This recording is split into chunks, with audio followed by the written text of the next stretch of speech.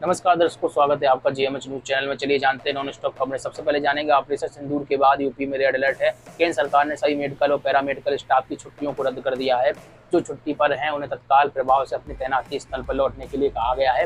Hindon airport 15 मई तक बंद रहेगा। इसी के साथ ही पहले 10 मई तक फ्लाइट कैंसिल की गई थी। इसी के साथ ही अन्य जो सैन्य अधिकारी उनकी भी छुट्टी कैंसिल की गई है। यूपी सरकार के शिक्षा विभाग द्वारा जल्दी गृह और वित्त विभाग की विशेष सेल की मदद से अभियान चलाकर ऐसे शिक्षकों की पहचान की जाएगी और उनके खिलाफ धरपकड़ का अभियान चलाया जाएगा जो फर्जी तरीके से काम कर रहे हैं। माना जा रहा है कि वर्ष 2010 से 18 के बीच नियुक्त शिक्षकों में से फर्जी दस्तावेज वाले शिक्षकों की बड़ी संख्या है। हाल ही में विभाग ने ऐसे 32 शिक्षकों के फर्जी दस्तावेजों की पहचान कर उनको बर्खास्त किया है और यह कार्रवाई अनवरत जारी रहेगी। योगी सरकार का फैसला है। इसी के साथ ही मुख्यमंत्री ने वर्ल्ड बैंक के प्रेसिडेंट अजय बंगा से मुलाकात की। आप देख रहे हैं, अपनी टीम के साथ मुलाकात की। इस दौरान यूपी में हो रहे विकास कार्यों की उन्होंने जमकर सराहना की। आपको बता दें, वर्ल्ड बैंक के प्रेसिडेंट अजय बंगा ने कहा है कि यूपी मेरा ससुराल है, मैं यहाँ 12 साल बाद आया हूँ, पहले से बहुत कुछ बदल चुका है। लखनऊ में मिले गर्मजोशी भरे स्वागत से अभिभूत बंगा ने कहा है कि ऐसा लग रहा है कि मानो मैं अपने घर में वापस आ चुका हूँ। फिलहाल ये सब मीटिंग इसलिए होती है ताकि कोई बड़ा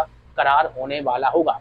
बात कर लेते हैं राणा सांगा विवाद के बीच अखिलेश यादव राजपूती साफा पहने दिखे, जो आप देख रहे हैं। उन्होंने कहा है कि हमारी सरकार बनने पर गोमती रिवर फ्रंट पर महाराणा प्रताप की सबसे अच्छी प्रतिमा बनवाएंगे। उनके हाथ में सोने की तलवार होगी। वहीं रामजी लाल सुमन से जुड़े सवाल पर उन्होंने कहा, जो इतिहास जोड़ता ना हो उसे छोड़ देना चाहिए।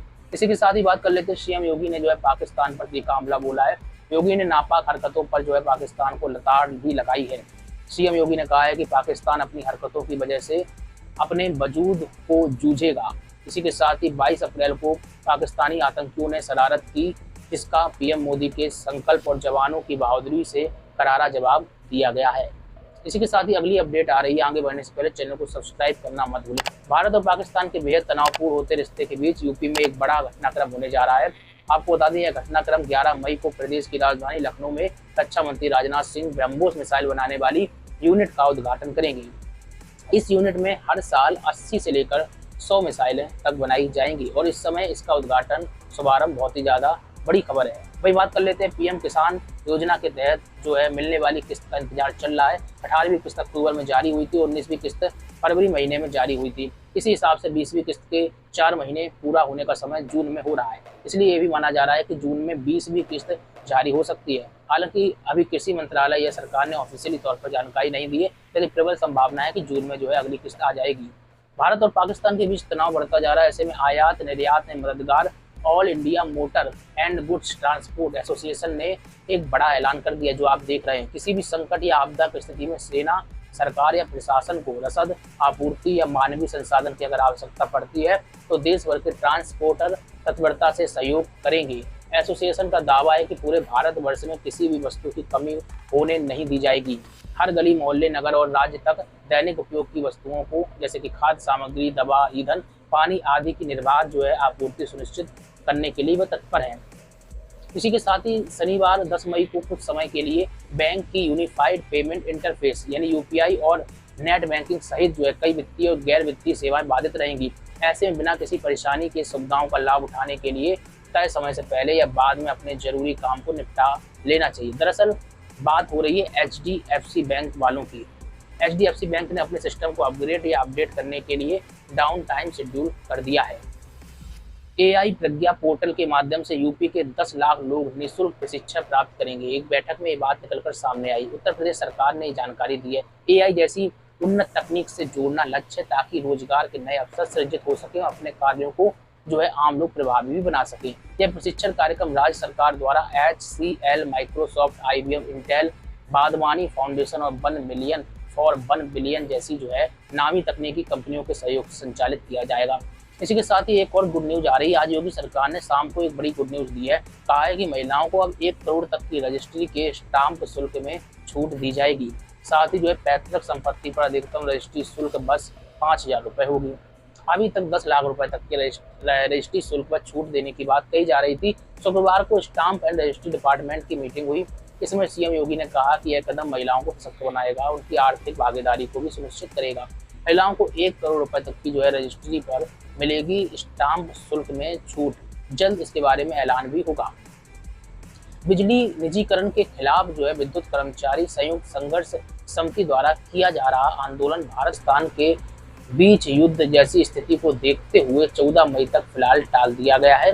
राज्य विद्युत उपभोक्ता परिषद और संघर्ष समिति ने युद्ध जैसे हालात को देखते हुए सरकार और पावर कॉर्पोरेशन प्रबंधन से बिजली कंपनियों के निजीकरण का निर्णय वापस लिए जाने की मांग की है।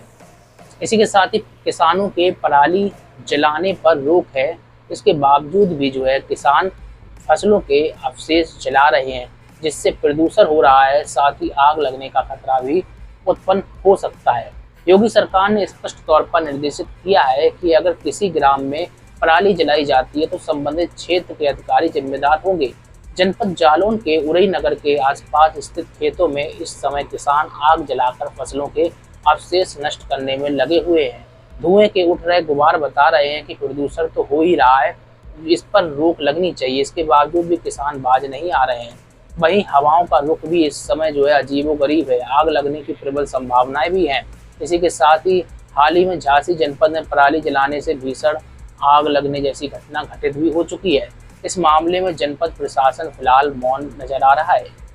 इसी के साथ ही बात कर लेते हैं UPSSC उत्तर प्रदेश अधीनस्थ सेवा चयन आयोग ने 397 होम्योपैथिक फार्मासिस्ट एवं 361 कनिष्ठ विश्लेषक औषधि के पदों पर चयन के लिए हुई मुख्य परीक्षा की उत्तर कुंजी अपनी साइट पर अपलोड कर दी, जो हम आपको दिखा रहे हैं।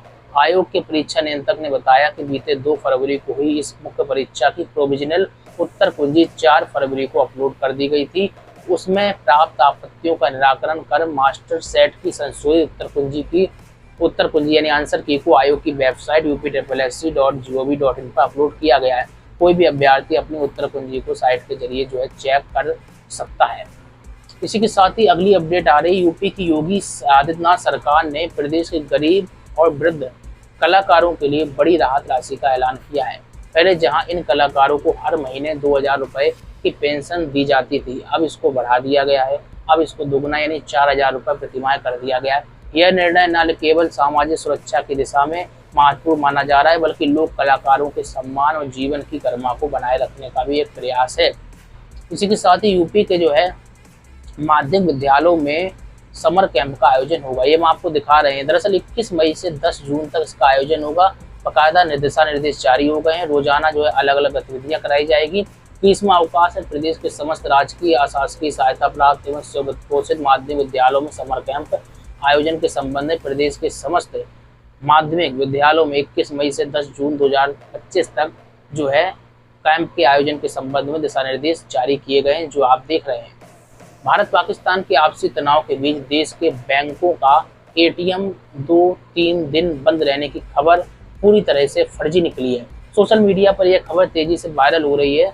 इसमें कहा जा रहा है कि फर्जी, आपको बता दें भारत पाकिस्तान का इस समय युद्ध चल रहा है, इस कारण से ATM सेवा प्रभावित हो जाएगी और स्टेट बैंक और पंजाब नेशनल बैंक जैसे जो है ATM है ये काम नहीं करेंगे। तो इस खबर को फिलहाल PIB फैक्ट चेक ने फर्जी बताया है। तो ऐसी खबरों से सावधान रहें। फिलहाल ATM सेवाएं सुचारू रूप से चल रही हैं। इसी के साथ ही आपकी क्या प्रतिक्रिया है किसी भी खबर को लेकर कमेंट में रखिए।